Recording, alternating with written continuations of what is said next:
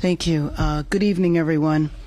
I wanted to let the city know that I have declared a local emergency and issued a curfew for downtown Los Angeles to stop the vandalism, to stop the looting.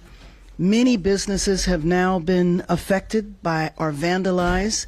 Last night, there were 23 businesses that were looted, and I think that if you drive through downtown LA, the graffiti is everywhere and has caused significant damages to businesses and a number of properties.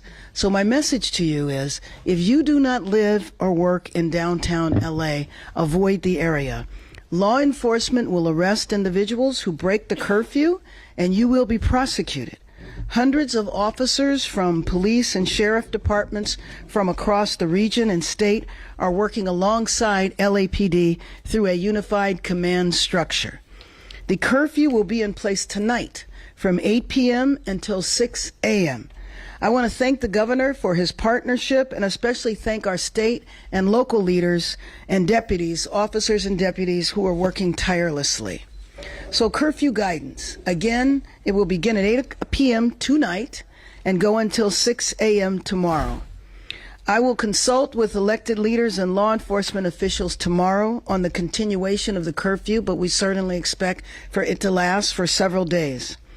The curfew area will be between the 5 freeway and to the 110 and the 10 freeway to where the 110 freeway and 5 freeway merge. You look at the map and you can see that the city of Los Angeles is a massive area, 502 square miles. The area of downtown where the curfew will take place is 1 square mile. I think it is important to point this out, not to minimize the vandalism and violence that has taken place there. It has been significant, but it is extremely important to know that what is happening in this 1 square mile is not affecting the city. Some of the imagery of the protests and the violence gives the appearance as though this is a citywide crisis, and it is not. So everyone must abide by this curfew. Limited exceptions will apply for residents, people traveling to and from work, and credentialed media representatives. With that, I would like to turn it over to Chief Jim McDonnell. Thank you, Mayor Bass. And good afternoon, everyone. As the mayor stated, a curfew for the impacted area as shown here will go into effect tonight. And I want to be absolutely clear that if you're within that designated curfew zone between the hours of 8 p.m. and 6 a.m. And are not exempt under the order, you're going to be subject to arrest. The curfew boundaries are as follows: from the 5 freeway to the 110 freeway, and from the 10 freeway to the point where the 110 and the 5 merge. Easier to look at it on that map for description.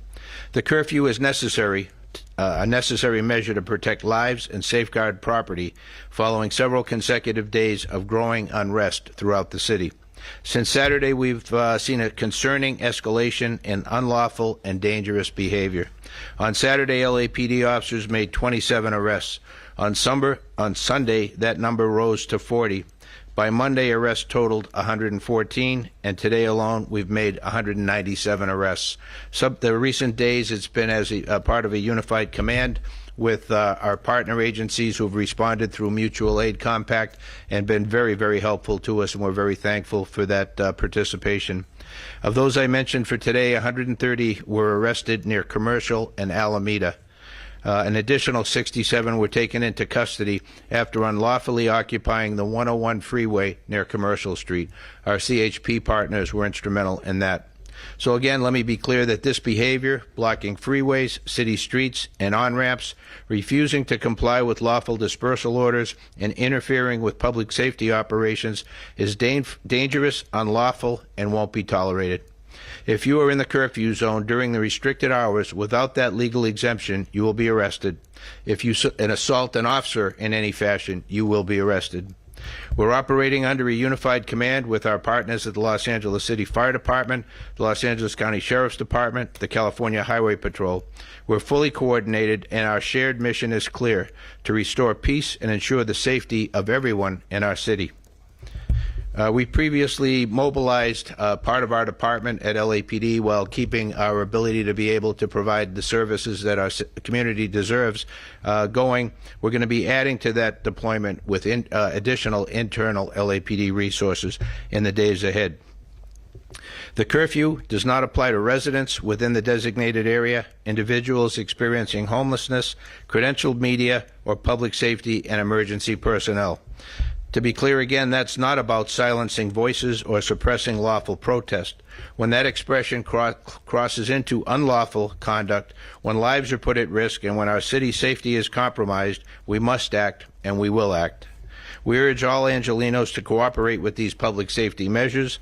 Our shared goal is to protect our communities and return to a state of calm and safety for everyone. Thank you. Mayor. Let me introduce now the councilwoman who represents the majority of the district, Councilwoman Isabel Harato. Thank you, Mayor. I'm here today not just as the council member who represents downtown LA, but as its advocate who deeply loves and believes in this community. The history of Los Angeles began right here in downtown, where 200 years later, the grouping of historic neighborhoods remains the beating heart of our city, a place with rich culture and deep community. Downtown LA is a place where workers clock in before sunrise and small business owners know their customers by name, where neighbors greet each other on the sidewalk, and where generations of families have built lives, shared stories, made memories together side by side. It's one of the most vibrant and resilient and hopeful parts of our city. But too often, downtown LA is treated like a backdrop for major events, not the living, breathing community it is. And right now, it's hurting. I am deeply proud that downtown has always been the place where Angelenos from all over the city gather to peacefully protest. I support the right to demonstrate, and the mayor and I know that right is sacred, and at times it's necessary, but we must also face what's happening right now. When these peaceful rallies end and the protesters head home, another element moves in. Opportunists who come in under the cover of a peaceful protest to ravage and destroy. They are ruining local small businesses, smashing storefronts, and threatening the safety of the very community that has always welcomed people from across the city and globe. This isn't just broken glass or stolen goods, it's someone's livelihood, someone's safe space, someone's home that's been violated. And it's happening in a neighborhood where working class families are just trying to live. Our street vendors, our garment workers, many of whom are immigrants, continue to watch their communities be torn apart. And that's why I'm thankful the mayor for leveraging this tool, enacting a curfew to begin tonight. This has been something that many of my constituents in downtown have been calling for what they're facing. This curfew is not about silencing protests. It's about protecting people and ensuring that the local residents, small businesses, our families, our elders, and our workers are not left vulnerable to those who come only to destroy. What happens in downtown reverberates all throughout LA, and when we protect downtown, we protect our city. And we're investing in its future, and we invest in our shared future. So to my colleagues and to our residents and everyone watching, downtown LA is not just a center for the First Amendment expression, it's a community. It's a home, and the people in it deserve our protection and care. That path ahead may be uncertain, but our responsibility to protect and uplift this neighborhood is not. I want to close this message from my constituents so that you hear them loud and clear. Downtown LA is home. Please keep it safe. And let's keep each other safe. Thank you, Los Angeles. Thank you very much, Councilwoman. I'd now like to introduce Nella McCosker, who is the CEO of the Central City Association. We were having conversations this morning about a couple of things. One, the ongoing problem with violence, but also the need, when all of this subsides, is to repair and restore downtown Los Angeles, especially the businesses and properties that have been hit with graffiti. Nella McCosker. Thank you, Mayor. Thank you, Chief. Thank you, Council Member. The swift action today to take a look at and examine how this curfew could be put in place is a good example of the leadership we see and continue to need for downtown. CCA, or Central City Association, represents businesses, institutions, nonprofits, the fabric of downtown Los Angeles that also represents the wider city. And it is the case that downtown is a neighborhood. It is the case that downtown is where immigrant-owned businesses try to operate and thrive. And so we can differentiate between downtown being a place to gather, to have your voice be heard, to peacefully protest, and the actions that we've seen each evening since this occurred in the last few days. So thank you for applying this tool. There are others certainly that we could look at as well, but hopefully Angelenos rally together in support of this really important section of our city because of the symbol and of the benefits it provides to everyone across Los Angeles. Thank you. I'd like to open up for questions, but before I acknowledge Dr. Earl Suthers, who is the president of the Los Angeles Police Commission, let me just say also that we did not hear about any raids that took place today. The problem is that we don't know how long these raids are going to go on. If they're going to go on for 30 days, that's what the rumor is. And if we want to see our city peaceful again, I will call upon the administration one more time to end the raids. With that, let's open it up for questions. I have a question for Mayor Bass and for Councilmember Jurado. For the mayor, what changed today that made you think that the curfew was now necessary? Last night was definitely not the first night where graffiti and vandalism and some violence were happening in the city, so why did you decide now that it was time for the curfew? And for Councilmember Jurado, after you called certain elements opportunists, ravaging and destroying the community, one of your staffers was arrested downtown, and now there's a curfew in your district, and I was wondering if you could speak a little bit to that and how you're feeling about the situation with one of your staffers. Let me just say that a curfew has been in consideration for several days, but clearly after the violence that took place last night, 23 businesses looted, and just the extensive, widespread nature of the vandalism, we reached a tipping point and declared a state of emergency and called for the curfew. Oh, I'm sorry.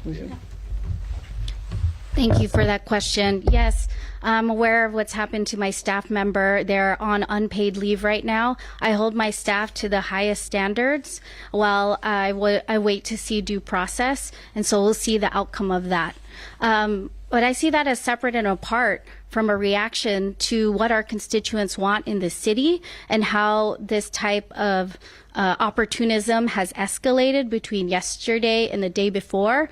And, you know, frankly, I admit my humility here and my beginnerness in that I'm new to downtown, but our downtown stakeholders have seen this multiple times over and had to basically develop their own strategies. And they saw the warning signs of how this could get worse. And they knew from past experiences that curfews have been ways in order to stem this and to calm the city once again. And it's but one tool that we can execute at this time. Yeah, Mayor Bass, I know that you were referencing that there have been 23 businesses that have now been damaged, broken into, looted. Looking at videos of the Apple Store and Adidas. Any sort of estimate of the cost of damage at this point with all this vandalism? And also, what is the latest on the Marines arriving here? And has there been anything else about what their mission will be? So there is not a financial estimate right now, unless Nella has one. In the case of, do you want to? It's millions. In the case Yeah. of some of the larger, retail stores, it's in the millions. But I don't know of the 23 what the total is. And I think it's really hard to estimate the vandalism from the graffiti. It's just widespread. I know that you have seen it. And as far as the Marines arriving Oh, I'm sorry. You did ask that question. Who knows? I mean, I don't know if you know, Chief. I mean, the bottom line is that we're not told. Basically, we have to operate on rumors. So rumor has it that there's 700 Marines that are going to come here.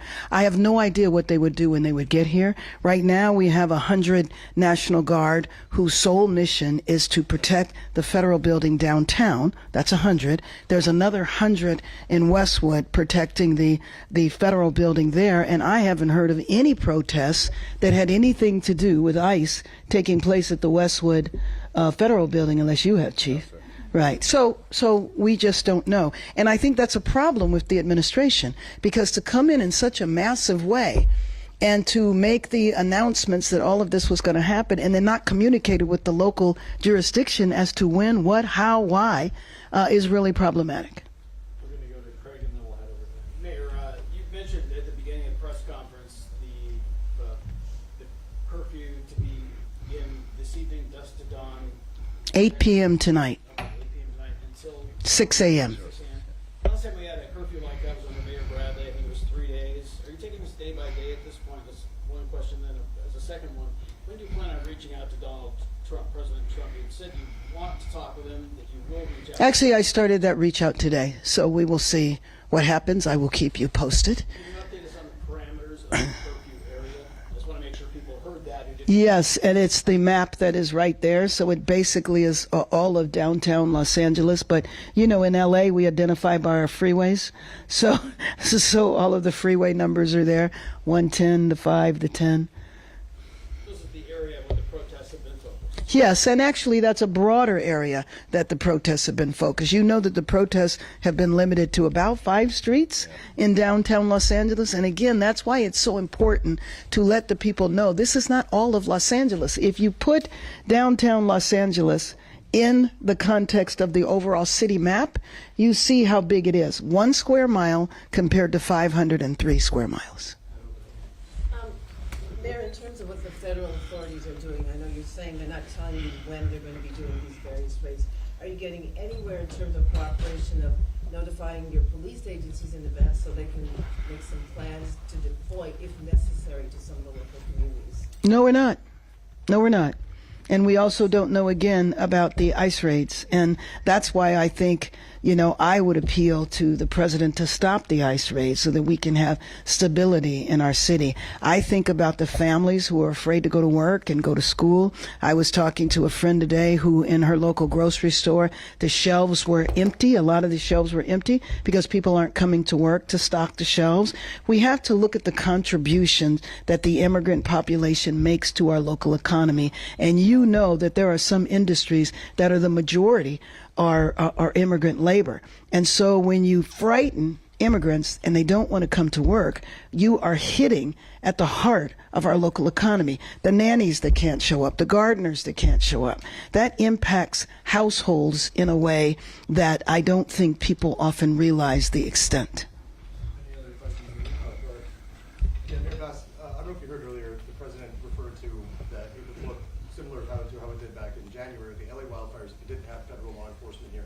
When you look at it for yourself as a leader of the city and Chief of Government as well, what are some of the difficulties when it comes to planning, not having unison with yourself, the state, And so I think I missed the first part of it. He said the reason why the wildfires were handled was because there were federal police? He said it would look similar to how it did during the wildfires here and the aftermath if they didn't have the federal law enforcement here. Yeah, I don't know, Chief. Maybe you want to respond to that. I don't think that question, and sometimes what the president says, it's difficult to kind of understand.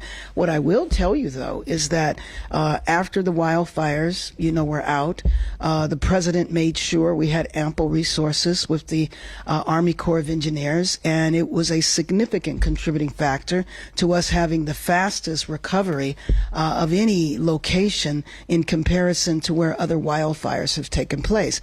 It contributed to the fact that in the Palisades now, we have over 2,700 lots that are cleared where people can be rebuilding now. I was at a property a couple of weeks ago where the frame of the house is already up. This, to me, is drastically different. That was in complete cooperation and coordination with the federal government. Right now, we are in the dark. We don't know when things are going to happen. One thing we're sure about, and I think the chief would agree with me, is that we have the capacity to address this situation here, and we don't need armies or National Guard, especially that we didn't even ask for. And the idea that the president took the power away from the governor to do this it was really just unacceptable. But Chief, did you want to, if you want to? Thank you. To that issue, we have a protocol in place that we use, and when we are dealing with something like this, where it takes the resources away from our regular patrol duties and ability to provide the service we do, we mobilize the department, and so that brings in people from vacation and our days off and allows us to use them. We've mobilized the Office of Operations, the biggest part of the department, and our motor officers. We're looking to expand that with additional officers from within. We requested through the Sheriff mutual aid, which then is coordinated by the Office of Emergency Management in the state, Emergency Services, with the Sheriff, and they bring in then surrounding communities and in this case counties to be able to help supplement our resources to deal with the issues at hand. They are tremendous partners. We've worked very closely together for the past couple of days now, and I think we have seen a significant improvement in things, and we will continue to watch for that as we move forward.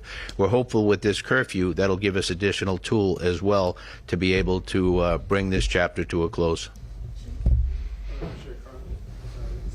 When we heard from you this weekend, you mentioned officers being overwhelmed and you needing to get into a position where you can make large-scale arrests, and that you were considering that you said it was really too early to determine whether or not the National Guard was necessary on the city streets. Given what you've just said, have you reevaluated the potential need for the National Guard?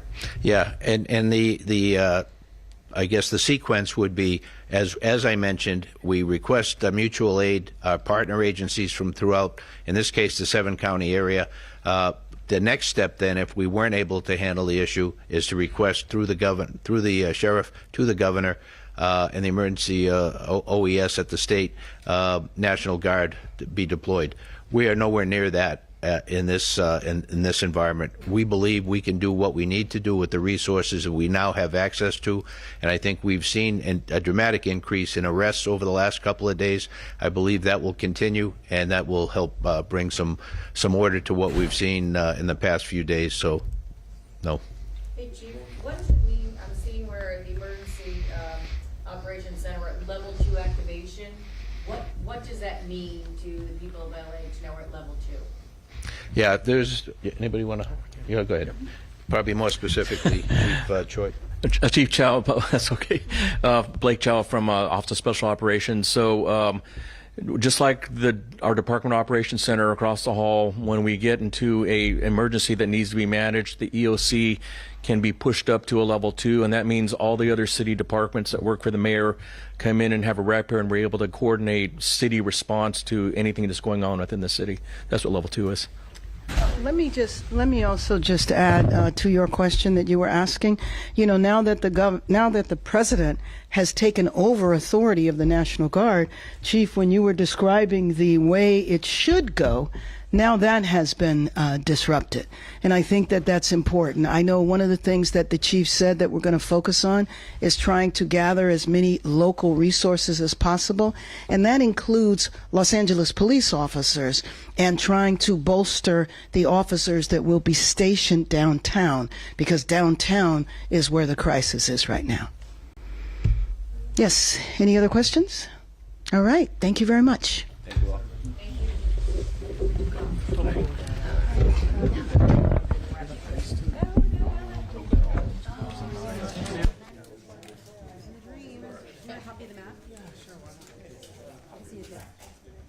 Does anybody want a copy of the map?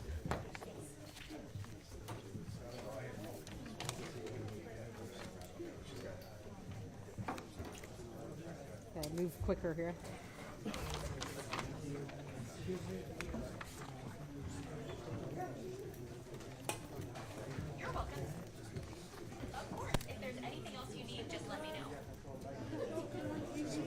Oh,